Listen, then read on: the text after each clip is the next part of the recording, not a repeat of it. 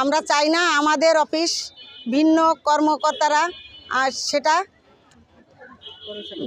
পরিচালিত করুক। আমাদের মেন দাবি এইটা। তারপরে আমরা চাচ্ছি যে আমাদের যে সমস্ত যোগ্য নার্স আছে তাদের ওই প্রতিষ্ঠানে বিভিন্ন স্তরে তাদের আপনারা প্রদান করেন।